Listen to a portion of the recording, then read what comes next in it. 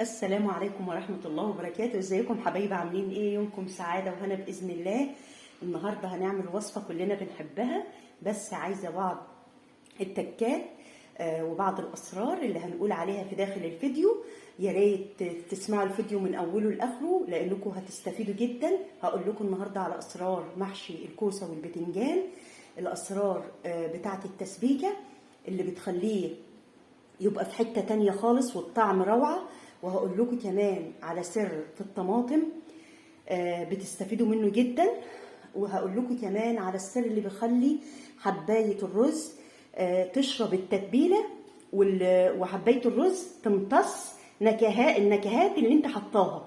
مش كفاية عليا بس انا حطيت الرز مع التتبيلة، لا ما بتمتصهوش وتيجي تاكلي صباع المحشي ما بتحسيش بالطعم. لا، النهارده هنقول على ايه؟ على التكات والاسرار.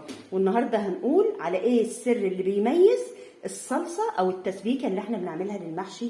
يلا بينا نشوف المقادير وطريقه التحضير.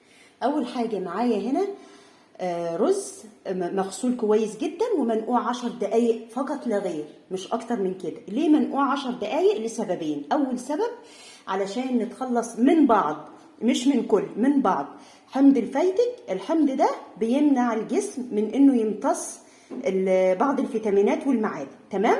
طيب، والسبب الثاني والاهم ان انا بفتح مسام حبايه الرز عشان تتشرب النكهات والتوابل والخضار العطري اللي انت هتحطيه اثناء التسبيكه. فبنفتح مسام حبايه الرز عشان تتشربه، وده اول سر. تمام؟ تاني سر، انا عايزه الطماطم تكون بقشرها وتكون حمرة جدا جدا جدا زي ما انتم شايفين كده. ليه؟ علشان الطماطم لما بنفرمها بقشرها، القشرة دي بيبقى تحتها مادة اسمها مادة الليكوبين. المادة دي يا جماعة مضادة للأكسدة ومفيدة جدا جدا جدا. تمام؟ معايا هنا بصل متخرط صغير، معايا بقدونس وشبت وكزبرة مفرومين ناعم، متقطعين يعني بالسكينة ناعم جدا. وما يفضلش ان هي تتقطع على الكبه، لا قطعيها بس ناعم جدا بالسكين. اما بقى السر اللي جاي بقى في البهارات. بهارات المحشي الاصليه يا حبايب قلبي هي اللي انا هقولكم عليها دلوقتي. حضرتك هتجيبي من عند العطار بقدونس مجفف، مهم جدا جدا جدا، بيفرق في الطعم الى ما لا نهايه. مش قادره اقولك بيعمل ايه. معلقه كبيره كمون، معلقه كبيره جنزبيل، معلقتين كبار كزبره جافه مطحونه زي ما انتم شايفين، معلقه شطه جامايكا، معلقه فلفل اسود، ومعلقه كركم اصفر. وطالما حطينا الكركم الاصفر يبقى لازم نحط فلفل اسود. ليه؟ علشان ماده الببرين اللي في الفلفل الاسود هي اللي بتخلي جسمنا يمتص ماده الكركمين اللي هي بتبقى في الكركم. تمام حبايب قلبي؟ ويعني دي مهمه جدا.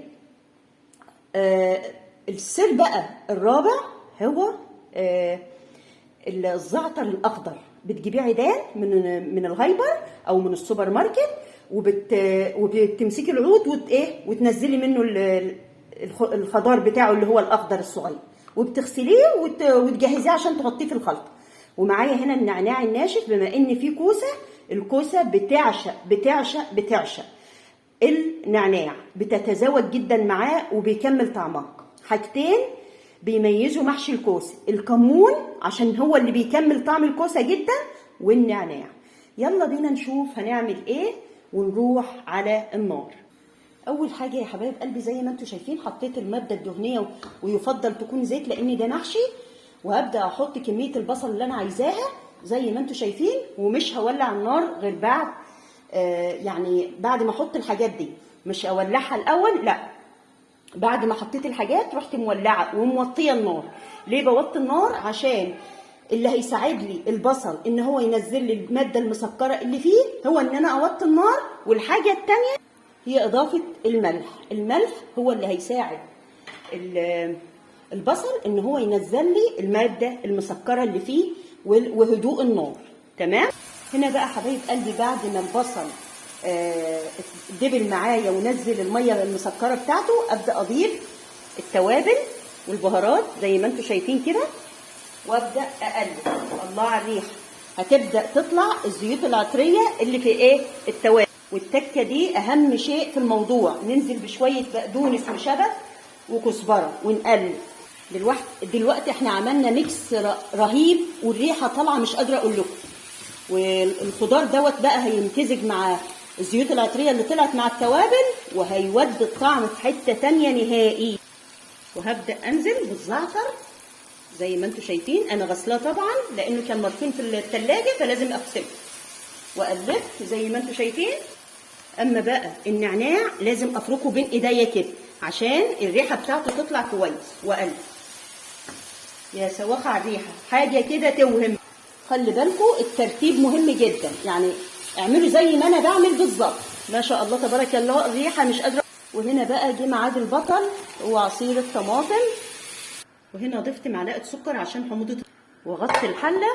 وكده التسبيكه خلصت، وعلامه ان هي خلصت ان الزيت نطر لفوق زي ما انتم شايفين، اللي هو الماده الدهنيه يعني اللي انتم حاطينها نطرت لفوق زي ما انتم شايفين كده. هنبدا بقى ناخد التسبيكه دي ونحط عليها الخضار والرز ونشوف هنعمل ايه. زي ما انتم شايفين هبدا احط وكمان كميه الرز، ونبدا نقلب زي ما انتم شايفين بالراحه. وهنا بقى بعد ما خلصنا هنبدا في حشو البتنجان الاول، ونرصها في القاع، وبعدين الكوسه. بعد ما خلصنا يا حبايب قلبي هنكشف حله اللحمه، وهو تخلصنا حشو، وهنبدا نسقي المحشي زي ما انتم شايفين. وهنا لازم اقول لكم على سر، ان احنا لما بيكون في محشي وبتنجان بنحشيه تلت الحله بس. ليه؟ لان ده خضار يعني اوريدي هو فيه ميه، داخله ميه، فبتنزل فبتزود له الميه عشان المحشي ما يعجنش. تمام. وهنغطي الحله ونشوف هنرجع نعمل ايه. وزي ما انتم شايفين حبايب قلبي علامه النضج ظهرت على المحشي. هنغرف ونرجع لكم.